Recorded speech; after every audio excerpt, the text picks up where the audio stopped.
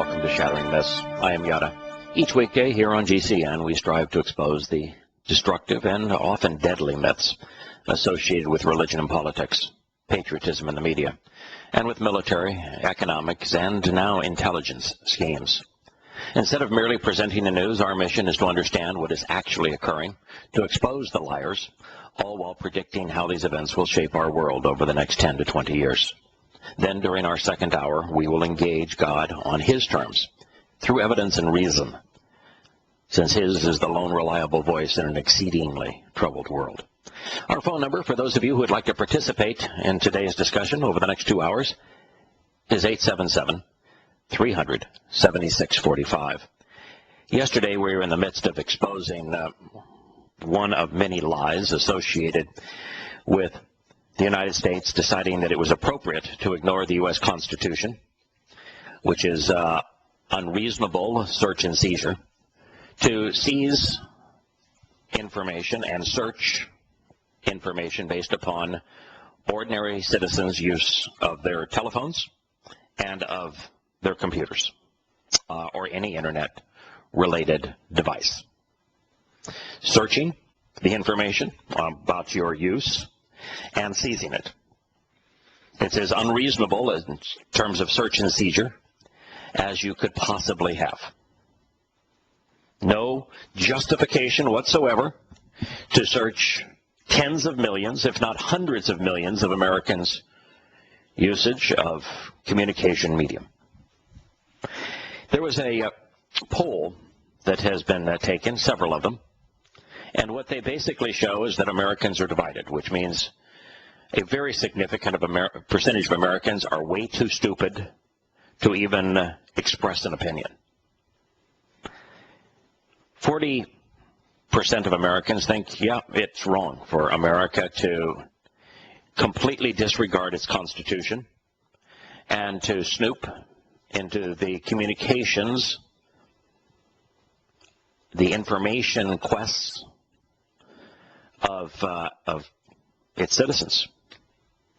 And 40% thinks, oh, it's, well, I'll give up privacy, I'll give up my individual rights, I will allow my government to ignore the Constitution, because they promised to protect me.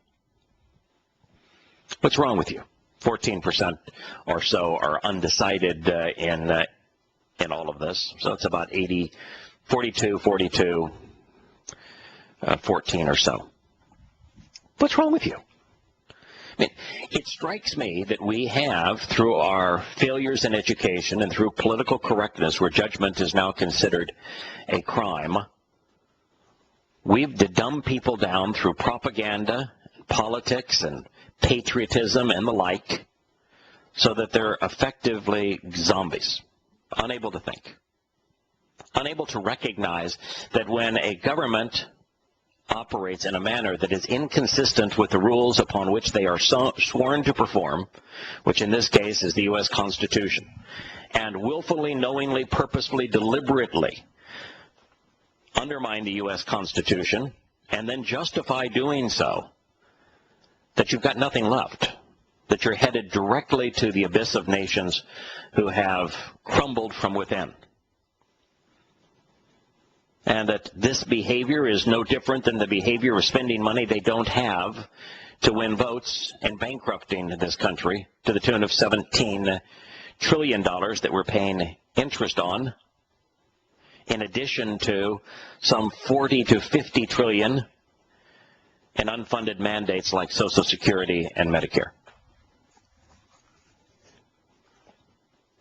Spending $700 billion a year for a military with the myth that it is designed to protect American freedom, when all that you'd have to do in this country is honor the Second Amendment, and America is impossible for any country to invade and occupy, saving the government 100% of the money it squanders, killing people and blowing things up.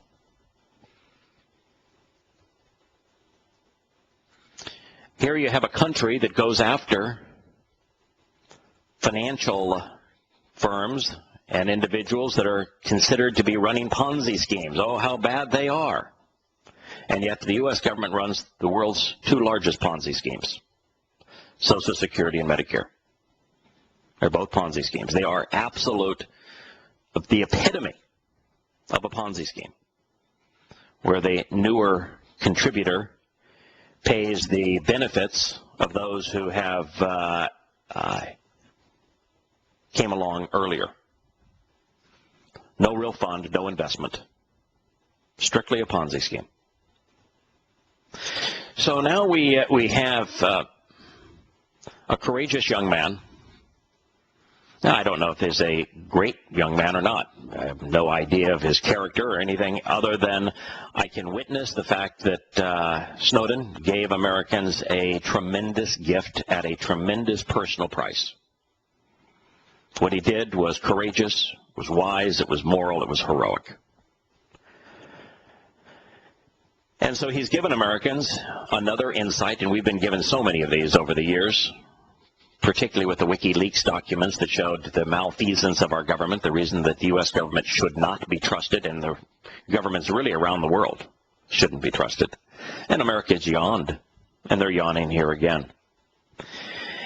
And in the program yesterday, we specifically talked about Dianne Feinstein and the fact that she's the chairwoman of the Senate Intelligence Committee, and she said that 2 terrorist attacks on America had been specifically thwarted by the revelation, which at the time was the Verizon collection and seizure of data regarding ordinary American phone use. Now, mind you, that both of these cases had been resolved years before the Verizon and telephone-related data collection and seizure were even implemented, and that neither of the cases actually even involved PRISM. One that she gave was one of dozens of sting operations that the U.S. government had conducted, where all the government has to do is to go into chat rooms populated by jihadists and pretend they're a jihadist. That's what they've been doing. That's how those sting operations work. They do not require America to collect data on internet use for anyone, from Microsoft or from Apple or from Google, from anyone, from Facebook. So to say that one of the potential, this was a Afghan-born Colorado man who was going to bomb New York City, to say that that was a benefit of this program is an outright lie. Those programs are all sting operations, and they're conducted by FBI agents pretending to be fundamentalist Muslims and going into chat rooms used by Muslims and then performing a sting on them. Moreover, if you want to know what the problem with that was, why did we, in the midst of having Afghanis killing Americans, why did we allow Afghanis to immigrate into America? You know, the immigration policy is responsible here. He brought the poison with him, this individual, Islam. David Headley is the other. Now, David Headley is the other that she gave, Dianne Feinstein gave.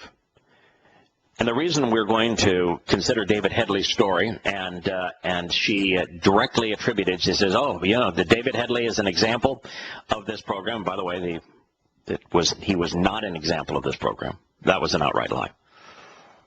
But David Headley's story is wrapped up in the Mumbai tragedy, and so Dianne Feinstein said, you know, that this program prevented a Mumbai kind of massacre. You know, where 164 or 166, depending on whose math you believe, were murdered by fundamentalist Islamic terrorists from Pakistan. And she implied that David Headley was now scouting around American sites as he had been scouting around sites in Mumbai, and that by using this program, that kind of terrorist attack was thwarted in the United States. It's an absolute an utter and complete lie. But it is the story of David Headley and the Pakistani involvement in the Mumbai attacks, as well as Dianne Feinstein's support of providing Pakistan's ISI, who sponsored those attacks, with billions of dollars, that is at issue because she's being a complete hypocrite. She is deliberately and knowingly funding terrorism while claiming to have stopped one lowly lieutenant who was part of the very mechanism that she is funding, aiding and abetting. That's the nature of hypocrisy and how great it is. And before I jump back into the story, I want to share one other insight with you. The United Nations has now indicated that at least, at a very minimum, 93,000 people have been killed in Syria. There is an equal number of individuals that are missing. And so when this all settles down, if it ever settles down, we're going to have a number that's in the range of 200,000 people killed. In addition to that, approximately that same number of women have been raped. Now, why do I tie this together? The United States, in aiding and abetting the Taliban and al-Qaeda, during Zbigniew Brzezinski's term as National Security Advisor and Jimmy Carter's term as President of the United States, created the very enemy that we are now spending hundreds of billions of dollars to fight. They wanted to give the Russians a taste of their own Vietnam, of what we experienced in Vietnam, what they gave us in Vietnam. So the United States government went to the Pakistani government, and specifically to their ISI, to provide billions of dollars of money and weaponry to the Taliban and to al-Qaeda. And as a result of doing that, we created a powerful enemy. Now, long story short, as a result of having done that, and then acting stupidly related to Saddam Hussein, we now have this war in Syria, which is a direct result of our invasion of Afghanistan and of Iraq, and 93,000 people are dead because of the malfeasance of senators like Ms. Feinstein.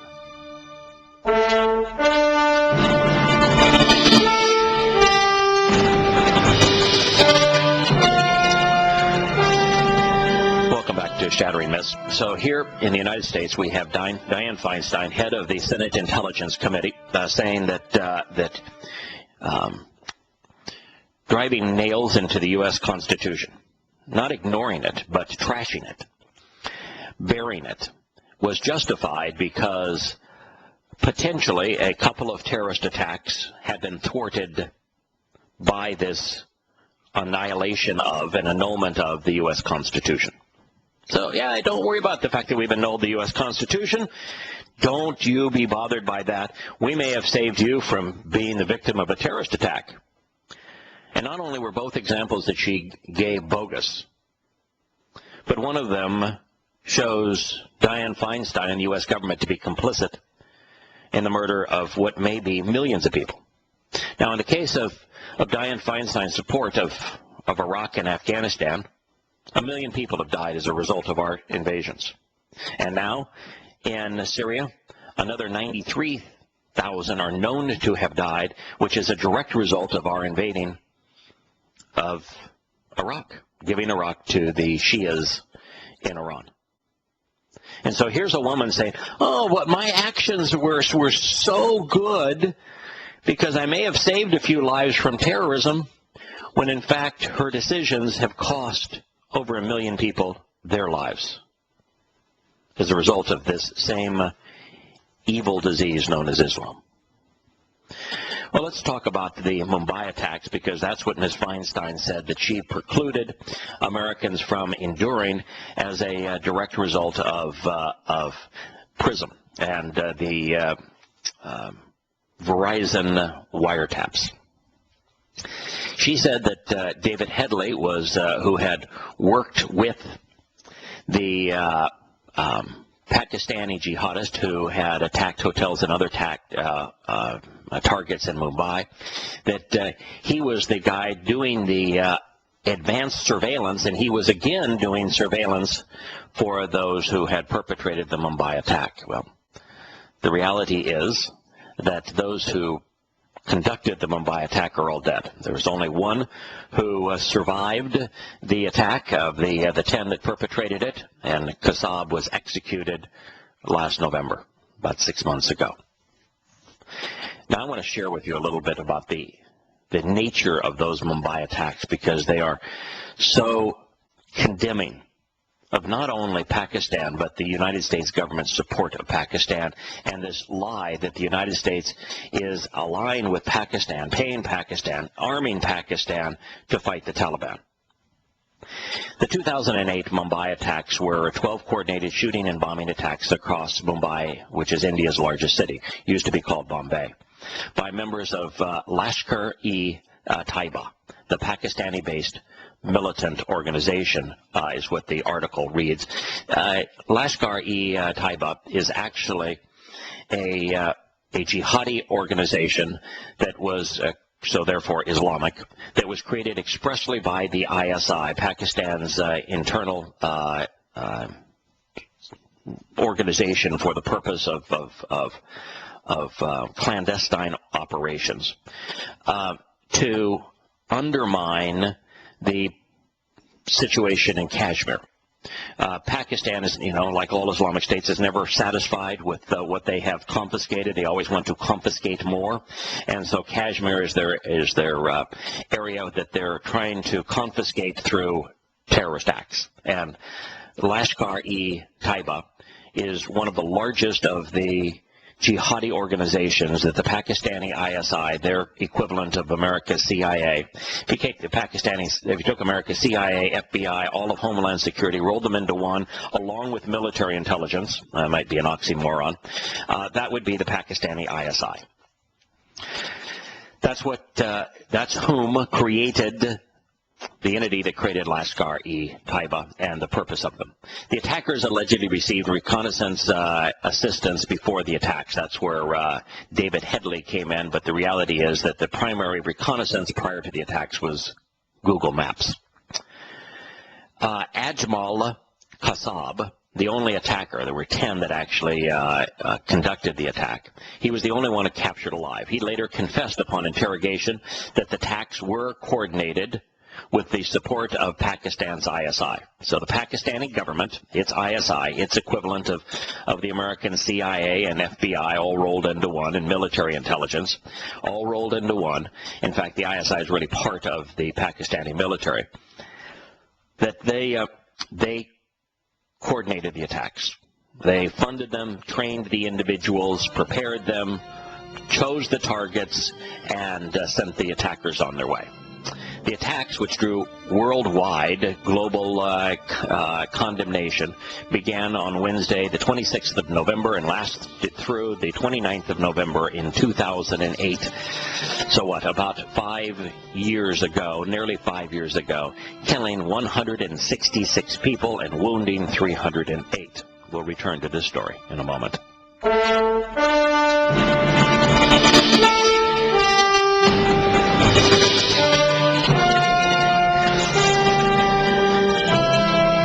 To Shattering Myths. I am your host, Yahowah. We're talking about now the malfeasance that America has covered up, that it has been expressly responsible for, that has led to the deaths of millions of people around the world. This nation that wants Americans to believe that they are right in trampling the U.S. Constitution, discarding the U.S. Constitution to protect them, has been one of the leading sponsors of Islamic terrors worldwide.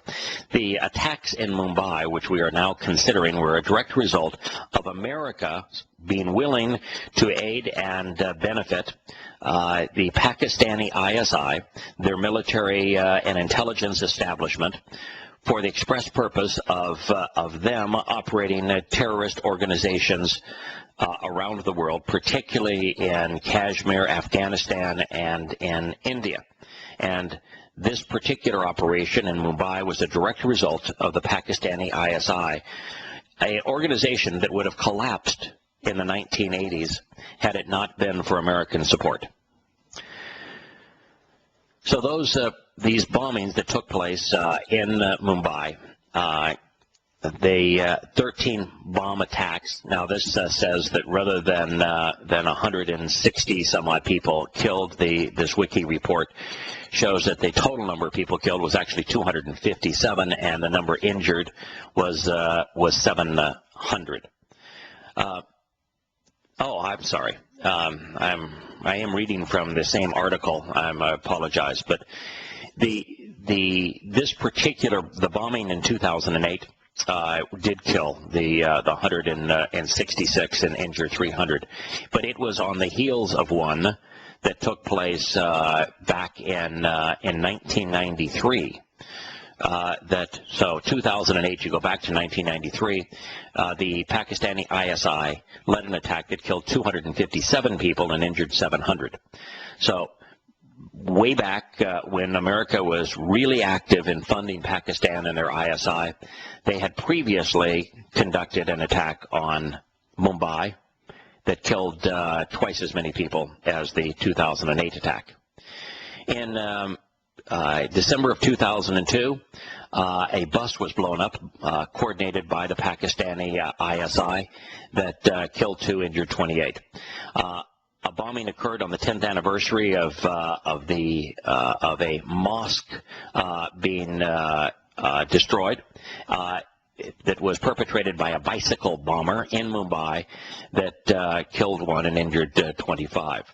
In 2003, the day before, the Prime Minister of India was to make a presentation, and within the anniversary of the 93 bombings, a bomb exploded on a train near Melund, and it killed 10 people and injured 70. And on July of 2003, a blast in a Best bus killed 4 people and injured 32, all coordinated by the Pakistani ISI. Their operatives being sent to India to terrorize India with the primary funding for Pakistan's ISI coming, at least from external sources, coming from the United States.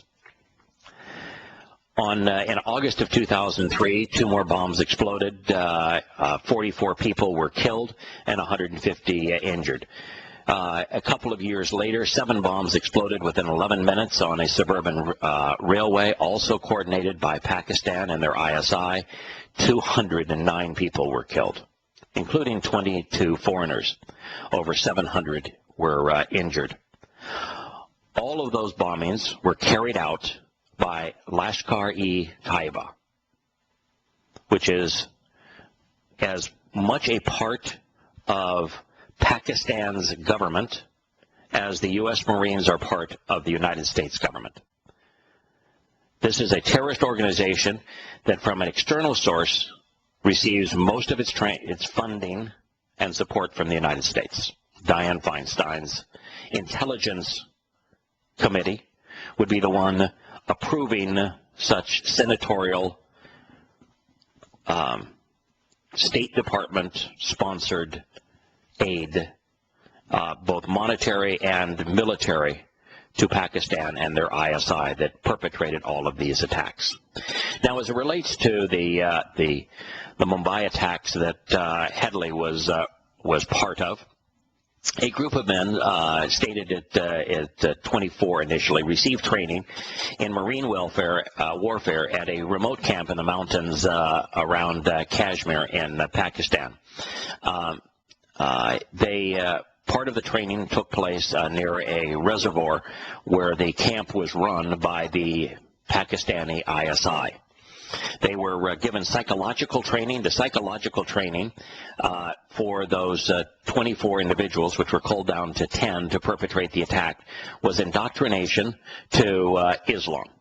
In other words, they were told everything about what a good Muslim must do, which is to be a terrorist, the promises of that are given in the Quran of dying as a jihadist and getting the multiple virgins in paradise, in addition to showing imagery of alleged atrocities suffered by Muslims in India, Chechnya, the mythical place called Palestine, and across the globe. Now, mind you, Muslims almost always kill based upon alleged atrocities suffered by Muslims at the hands of non-Muslims, when in fact Muslims are actively promoting and actually perpetrating savage atrocities on Muslims, including rape of boys and of girls, of savage decapitations and the severing of arms and legs, of whippings, and leading all the way to murder. 99% of the time that a Muslim suffers such brutality, it is at the hands of another Muslim. 99% of the time.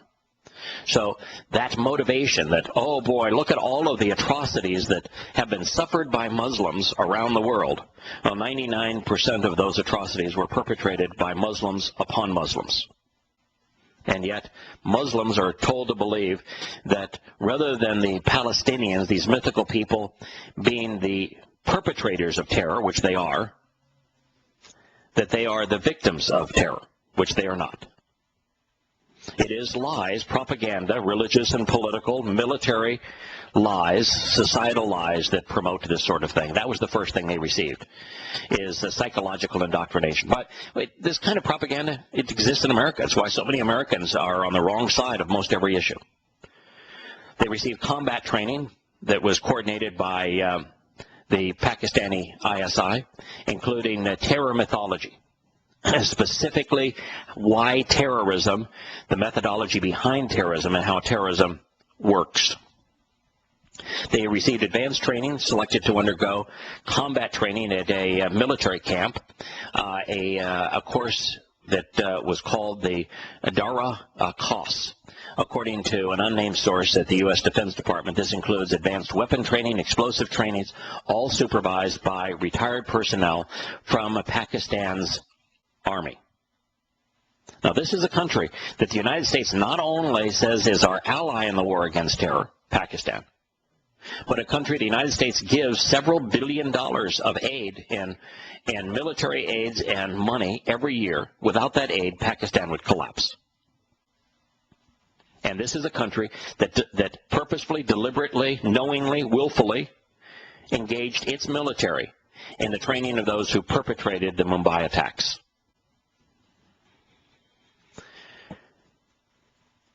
The Pakistani Army personnel also provided survival training and further indoctrination on the virtues of Islam. Commando training was the final aspect of the training, in commando tactics and marine navigation training given to the Fedayeen units in order to target Mumbai specifically. From these students, those 24, 10 were handpicked for the Mumbai mission by the Pakistani ISI.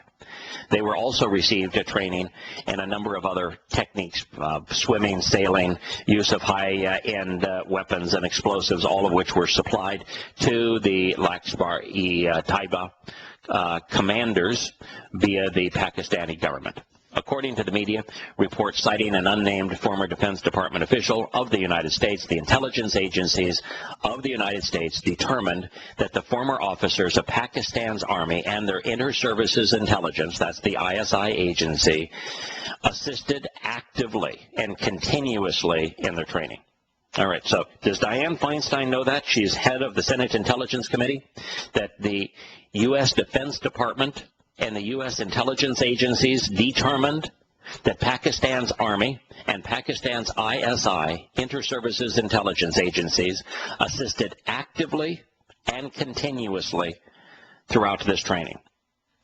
So she's citing the capture of Hadley as a sign that the U.S. Constitution should be annulled, forgotten, ignored, because it prevents terror, when she knowingly, purposefully, deliberately funded and aided the Pakistani Army and ISI through the U.S. Senate to perpetrate acts of egregious terrorism.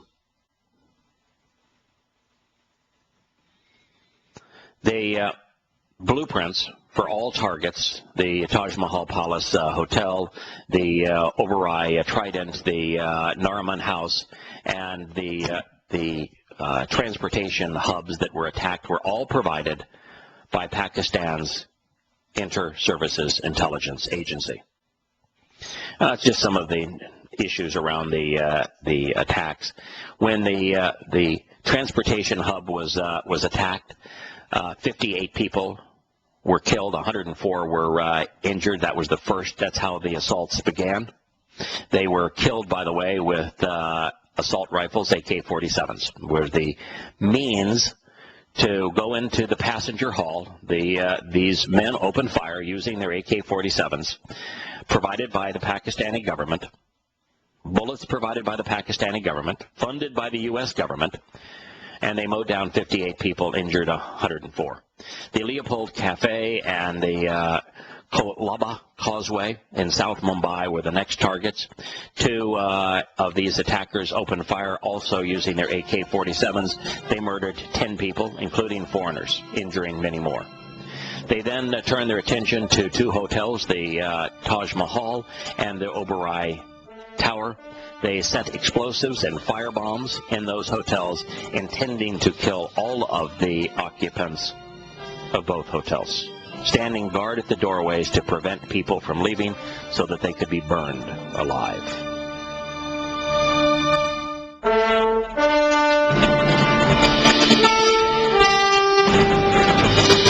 Welcome back to Shattering Myths. I want to share one more insight with you regarding the Mumbai attacks that are absolutely known to Dianne Feinstein. And then we're going to turn to Glenn calling in from Philadelphia regarding Pakistan. This article says, according to radio transmissions that were picked up by the Indian government, the attackers were told by their handlers in Pakistan, which would be Pakistan's ISI, that the lives of Jews were worth 50 times more than those of non-Jews. And as a result, the injuries that were shown on the bodies of Jews show that they were tortured to death.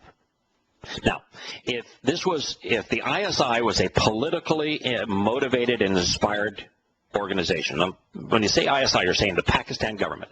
If they were a politically inspired organization, then the lives of Indian government officials would be the most prized because they're still at war over Kashmir with India. But for them to say that the Jews, who are not a party of anything that's going on in India or have anything to do with Kashmir, are worth 50 times more than the lives of an Indian, tells you that the ISI and the Pakistani government are not motivated by politics, but instead by the religion of Islam that calls out Jews to be Allah's primary enemy. Dianne Feinstein's aware of that. I'm going to turn now to Glenn, who is calling in from Philadelphia. How are you this morning, Glenn? Yeah, fine, thank you. Can you hear me? Yes, I can. Okay, very good. I thought it might worth taking a moment to point out that modern Pakistan as a nation didn't exist until it was partitioned off from India in 1947, precisely because these struggles between Islam and Hinduism were so causing so much strife and so much trouble. And they'd say, they finally drew a line, and all the Hindus on one side had to move on to the other side, and all the Muslims on the other side of the line had to move across. What you've said there is almost completely accurate, but not totally accurate. And I'd like to be a bit more precise here. To say that the troubles between Hindus and Islam and Muslims caused the divide makes it sound like that Hindus and Muslims were both at odds with each other, and they were both opposed to each other and made it impossible for one to live with the other. Hindus are tolerant to a fault. Mm-hmm. Muslims are intolerant to a fault. Hindus are typically nonviolent to a fault, and Muslims are violent to a fault. That once Hindus in India acted through nonviolent protest to free India from Great Britain, the Muslims in India then started terrorizing Hindus so that they then could benefit from that and have their own state. And Pakistan is called Land of the Pure, and therefore a land only for those who are Muslims. So what you've said is accurate, but just a little more to it, because it's not fair to smear Hindus in India with the stain that has called this blight called Pakistan. Right, right. Well, and then subsequently, what we now have are two nuclear-armed nations, both battling over this area, Kashmir, Correct. Which most Americans only know because of the woolen sweaters and such. Yes. But and then of course we have Sikhs in the mix too. But now we have two nuclear-armed nations facing off after this, and I don't know if many people remember, but it wasn't too long after 9/11, I think, that I sort of remember a bunch of saber rattling going on between India and Pakistan with threats of nuking. But this fell so much in the shadow of 9/11, a lot of Americans probably don't even remember it. Yeah, there's a couple of things that are interesting. One is that when I was doing my Islamic terrorism timeline and was trying to determine what percentage of terrorist attacks were perpetrated by Muslims over the last, I went from 1960, in fact, I went actually from the creation of Islam, but in sweeping periods of time. And then the onslaught of what we know now as Islamic terrorism began in the 1960s as a direct result of OPEC. And what I found is that Kashmir, for a significant period of time, was the most terrorized place on earth, and that these very organizations like the LET that perpetrated the Mumbai attack were all created by the Pakistani government for the express purpose of terrorizing people living in Kashmir. And it was the ground zero of more terrorist acts per day, per capita, in Kashmir than any other place in the world. And of course, the fact that both nations are nuclear nations, and one of them is absolutely mad, bodes very poorly for our world. We'll return in a moment.